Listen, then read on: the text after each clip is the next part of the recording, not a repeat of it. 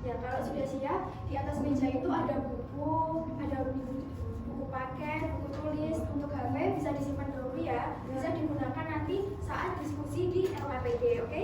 Baik, Bu. Oke, ada yang masih ingat pertemuan kemarin kita belajar tentang apa? Magnet, Bu. Ya, betul ya, tentang magnet. Nah, untuk sebelum masuk ke pembelajaran pada pagi hari ini, Ibu ingin bertanya kepada kalian, apa yang terjadi jika bahan bakar minyak bumi di bumi ini habis? Ada yang tahu?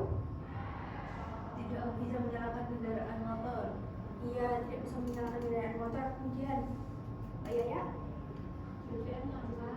Harga BBM mahal. Iya, iya betul sekali ya. Jadi yang terjadi jika bahan bakar minyak bumi itu habis, itu yang terjadi bahan kendaraan motor itu tidak bisa hidup, tidak bisa digunakan, sehingga ada juga lonjakan harga BBM karena langka, gitu ya. Nah, selain itu apa yang terdampak selain kendaraan? Pembangkit listrik, Bu. Iya, betul sekali ya. Jadi pembangkit listrik itu juga memerlukan bahan bakar. Jadi kalau tidak ada bahan bakar, itu bisa listriknya bisa padam, jadi lampu tidak hidup gitu. Nah, jadi pada pembelajaran pada pagi hari ini kita itu akan belajar tentang sistem energi alternatif. Jadi kita akan mendiskusikan apa saja contoh dari sistem energi alternatif dan apa dampaknya bagi kehidupan. Oke, nah di sini Ibu memiliki video, bisa ditonton dan disimak. Oke, karena akhirnya cenderung kurang. Ya, karena dulunya cuma mereka berlimpah. Tapi namanya juga nggak terbarukan. Nyatanya ada analisis yang menunjukkan kalau nggak lama lagi mereka habis. Makanya ayo kita lihat sumber energi lain. Ini mereka satu persatu.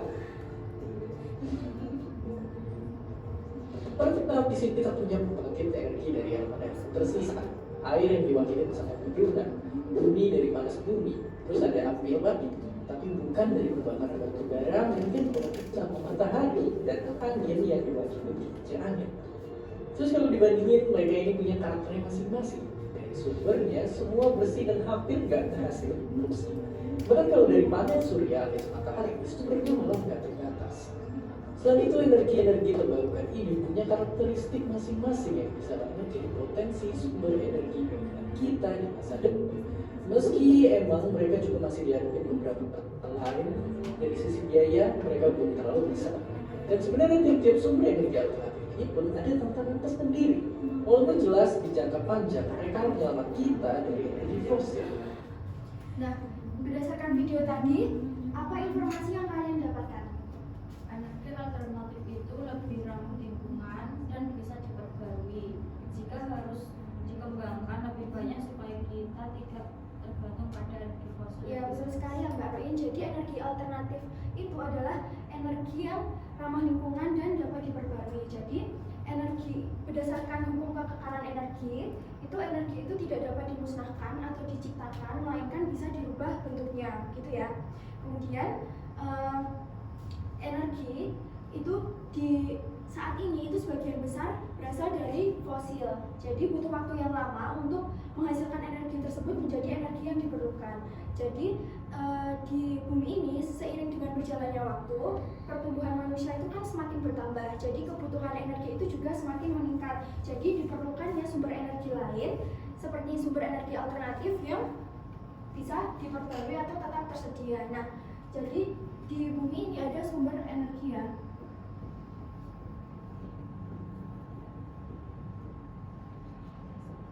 Nah, sumber energi yang ada di bumi ini ada apa saja? Ada yang tahu? Ada matahari, angin, bumi, Gelombang laut. iya betul sekali ya. Jadi sumber energi tersebut itu tetap ada di bumi ini dan tetap terbarukan, bisa diperbarui gitu. Kemudian berdasarkan sumber energi tersebut, sumber energi alternatif itu dibagi menjadi 3.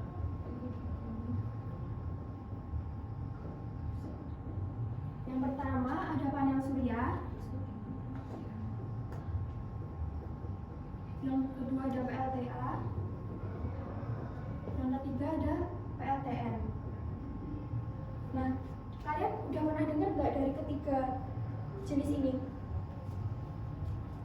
Sudah Bu. Oke, sudah ya. Jadi panel surya itu mampu mengubah radiasi matahari dari menjadi energi listrik karena adanya matahari. Jadi panel surya ini memerlukan sumber energi matahari untuk mengubahnya menjadi energi listrik. Jadi kalau tidak ada energi matahari, panel surya itu tidak akan hidup, gitu, tidak bisa digunakan. Kemudian PLTA ini mengubah energi angin menjadi energi listrik. Jadi perlu dihubungkan ke generator dulu, baru bisa digunakan. Kemudian untuk PLTN, pembangkit listrik tenaga nuklir. Nah, tenaga PLTN ini menggunakan sebuah sumber panas ini ya, reaktor nuklir sebagai sumber panasnya. Jadi sumber panas ini digunakan untuk menghasilkan energi listrik dengan skala yang besar. Gitu. Ada yang ingin ditanyakan? Belum, Bu. Bu, saya Bu. Iya. Kenapa pembangkit listrik tenaga nuklir itu juga disebut energi alternatif? Ya, jadi kenapa PLTN ini disebut dengan energi alternatif? Karena PLTN ini bisa mengurangi emisi karbon dari seperti emisi karbon dari minyak bumi atau batu bara. Selain itu, PLTN ini juga dapat menghasilkan energi listrik dengan menggunakan reaktor nuklir sebagai penghasil panas yang berjumlah besar. Jadinya bisa menghasilkan energi listrik dengan jumlah yang besar. Oke, ini sudah duduk di kelompoknya masing-masing? Sudah. Ya, Bu. Ya, tadi Mbak Yaya sudah paham? Sudah. Oke. Ibu akan bagian apa kerjanya ya?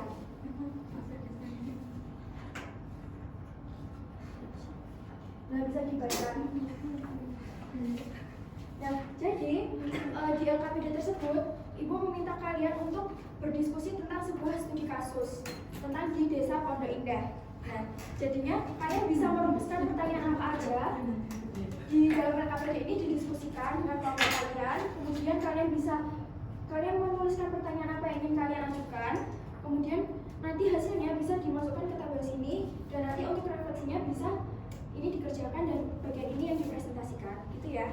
Oke, silakan dikerjakan. Gimana ini kelompok 1 kerjakan ya? Ya, Bu. Jadi ini yang mencari sumber energi itu siapa? Saya. Oh iya, ini ya Mbak, ini studi kasusnya. Oke, bisa dikerjakan. Ini gimana kelompok Mbak Syarifatun? Selesai, Bu. Udah selesai. Oke. Bisa dicari di Google dan dibandingkan dengan sumber yang lain ya? Ya, Bu. Oke, waktunya udah selesai? Sudah, Bu. Oke, bisa dipresentasikan dari kelompoknya Mbak Hana? Bisa maju ya Mbak Hana? Iya, Bu.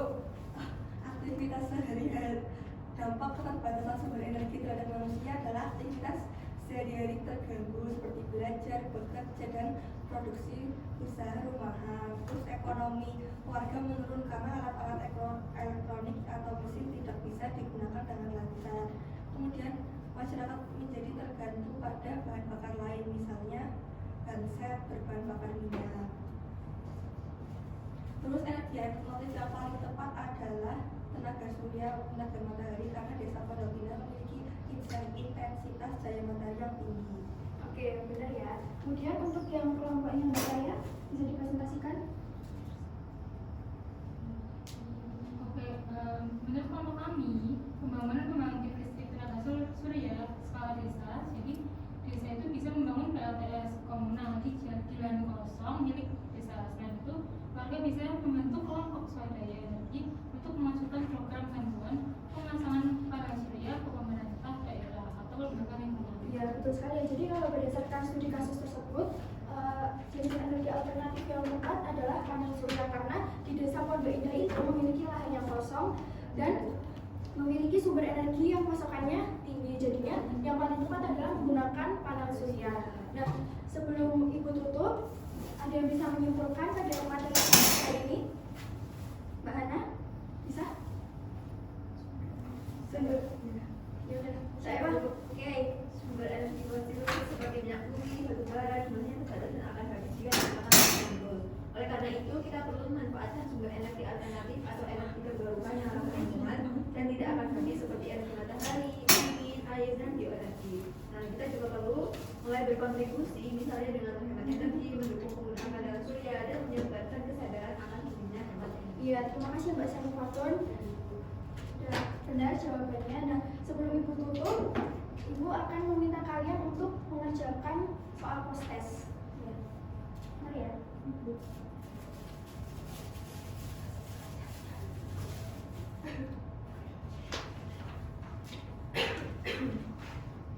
Bisa dikerjakan 5 menit saja.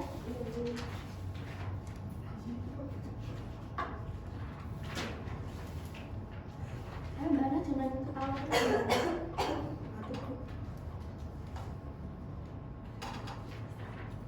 Oke, udah selesai ya? Oke.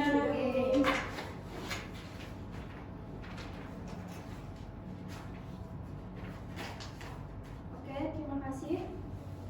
Nah, untuk pertemuan minggu depan, Ibu akan meminta kalian untuk ulangan pada bab sistem alternatif ini karena sudah baru terakhir. Jadi dipersiapkan untuk belajar ya. Terus untuk minggu depan juga kalian juga sudah masuk ke bab baru, jadi bisa dibaca-baca terlebih dahulu. Oke, terima kasih untuk pada pagi hari ini kalian sudah antusias dan sudah berpartisipasi aktif dalam pembelajaran kali ini. Terima kasih Ibu Tutu. Wassalamualaikum warahmatullahi wabarakatuh. Waalaikumsalam warahmatullahi wabarakatuh.